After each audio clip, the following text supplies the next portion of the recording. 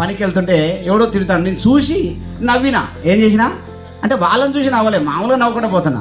దగ్గరకు వచ్చి నాకెళ్ళి చూసి నవ్వుతారని ఒకటి కొట్టిండు నన్ను. ఏం కొట్టిండు? ఒకటి కొట్టిండు. మరి ఏం చేయాలి ఇప్పుడు? కొట్టలేము. సప్పుడు చేయకపోయినా ప్రార్థన చేసుకుంటూ పోయినా. మళ్ళీ వచ్చాక సాయంత్రం వరకు వాడిని ఎవడో కొట్టిండు. అంటే నేనేమంటున్నా నీకంటే, నీ జోలికి వచ్చినోడిని ఏంటి నువ్వు వదిలిపెడితే ఏం చేయాలా? అంతే అనడా లేదా? ఆశీర్వాదమునకు వారసులకుటకు మీరు పిలువబడితే, కాగా కీడుకు ప్రతి కీడు ఎవరికి నువ్వు చేయకూడదు, దూషణకు ప్రతి దూషణ ఎవరికి చేయకూడదు. అలాగ చేసినప్పుడు నువ్వు తప్పకుండా ఆశీర్వదించబడతావు. దేవునికి స్తోత్రం కలుగును గాక. ఎప్పుడైతే నువ్వు దూషించకుండా నువ్వు ఉంటావో నీ మీదకి ఆశీర్వాదం వస్తుంది. అందుకోసం ఇంకొక వాక్యం చూపిస్తాను మీకు. చూడండి, కొలస్సీ పత్రిక 1వ అధ్యాయం 13వ వచనం చూడండి. 1:13 చదువుతారా? ఆయన మనలను అంధకార సంబంధమైన అధికారములో నుండి విడుదల చేసి తాను ప్రేమించిన తన కుమారుని యొక్క రాజ్య వారసులుగా చేసెను. చప్పట్లు కూడా దేవుని మేము పడతామండి. అంధకార సంబంధంలో నుంచి దేవుడు నిన్ను బయటకు తీసుకొచ్చాడు. ఎక్కడి నుంచి? అంధకార సంబంధం. అంధకారం అంటే ఏంటిది? మళ్ళీ చెప్పండి. చీకటి. ఏంటిదండి? చీకటిని మించింది అంధకారం. ఏంటిదండి? కట్టిక చీకటి అంటారు కదా, ఏమంటారు? ఆ కట్టిక చీకటిలో నుంచి ఒక ఆయన అంటాడు, చీకట్లో కళ్ళు తెరితేది కళ్ళు మూతేది. చెప్పండి. కళ్ళు తెరిచినా ఒకటే, కళ్ళు మూసినా ఒకటే. కాబట్టి కళ్ళు తెరవాలి అంటే నీకు వెలుగు కావాలి. అందుకోసమే దేవుడు నిన్నేం చేశాడు అంటే, అంధకార సంబంధమైన ఆ ప్రదేశంలో నుంచి ఎక్కడి నుంచి తీసుకొచ్చిండు? మళ్ళీ చదవండి. అధికారంలో నుండి విడుదల చేసి నిన్ను ఎక్కడి నుంచి విడుదల చేసింది దేవుడు? అంధకార సంబంధమైన తన అధికారం. మనిషిని ఆ చీకట్లో నుంచి దేవుడు బయటికి తీసుకొచ్చాడు. తన కుమారుడైన చెప్పండి రాజ్య వారసులుగా చేయడానికి. దేవునికి స్తోత్రం. అదే ఆశీర్వాదం. ఏది ఆశీర్వాదం? దేవుని రాజ్యాన్ని పొందుకోవడమే ఆశీర్వాదం. పరలోక రాజ్యాన్ని పొందుకోవడమే ఆశీర్వాదం. అందుకోసమే చీకటిలో నుండి ఆశ్చర్యకరమైన తన వెలుగులోనికి పిలిచిన వాని గుణాతిశయములను ప్రచురం చేయ నిమిత్తము రాజులైన యాజక సమూహముగా నిన్ను చేశానన్నాడు దేవుడు. అదే ఇస్సాకు జీవితంలో చేశాడు దేవుడు. ఇస్సాకు తన యొక్క తండ్రి బాటలో నడిచాడు. ఇస్సాకు దేవుని బాటలో నడిచాడు. ఇస్సాకు దేవుడు చెప్పినట్టు విన్నాడు.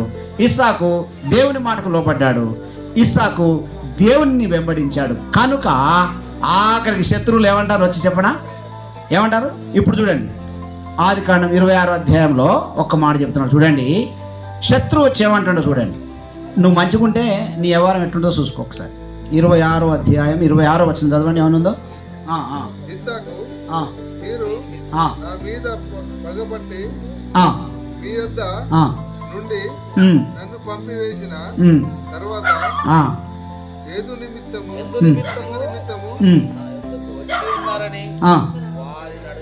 వారిని అడగగా ఆయన అబీమెలెకుతో అంటాడు, ఏమని? నన్ను పగబట్టి మీరు నన్ను పంపించారు. నేను పని చేసుకుంటే చేసుకోనియలేదు, నేను మంచిగా ఉంటాంటే నన్ను ఉండనియలేదు, నేను వచ్చి అన్న ఒక్కడ పోతున్నా. అయితే మళ్ళీ ఎందుకు వచ్చారంటే అప్పుడు చెప్తాను చూడండి. వారు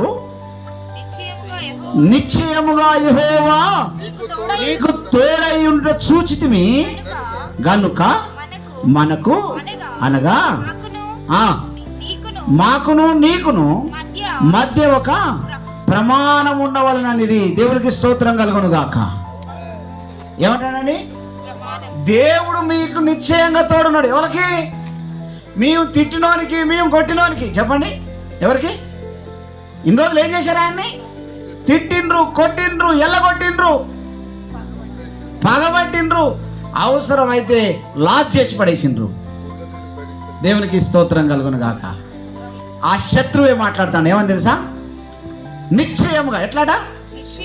నిశ్చయముగా. బల్లగుద్ది చెప్తాడు. నిశ్చయముగా యెహోవా నీకు తోడై ఉండ చూచితిమి. దేవునికి స్తోత్రం కలుగును గాక. నేనేమంటానంటే, సాతానుడు నిన్ను ఏమి చేయలేడు, నీ శత్రువు నిన్ను ఏం చేయలేడు. ఎందుకంటే నీ దేవుడు శత్రువు కంటే బలవంతుడు. దేవునికి స్తోత్రం. అది ఇస్సాకు తెలుసుకున్నాడు కనుక ఆ ఇస్సాకు ఆ దేశంలో విత్తనం వేసి 100 ఫలం పొందింది. దేవునికి స్తోత్రం కలుగును గాక. నీవు కూడా తప్పకుండా ఆశీర్వదించబడతావు. ఎప్పుడు తెలుసా? నీ నోరు కాసుకోవాలి. ఏం కాసుకోవాలి చెప్పాలి. ఒకసారి ఒక ఆయన ఒక ఊళ్ళో బతుకుదామని పోతాడట. ఎక్కడ? ఒక ఊళ్ళో బతుకుదామని పోతుంటే ఆ ఊరు గురించి ఆయన తెలియదు, కొత్తగా ఆ ఊరు గురించి తెలియదు.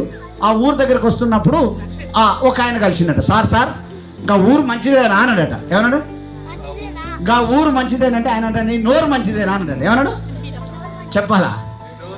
నీ నోరు మంచిదేనా అంటే అప్పుడు అన్నాడట, ఓహో నోరు మంచిదైతే ఊరు మంచిది, ఆ ఊరు మంచిదైతే నీ పేరు మంచిది. చప్పట్లు దేవుని మేము పడతామండి.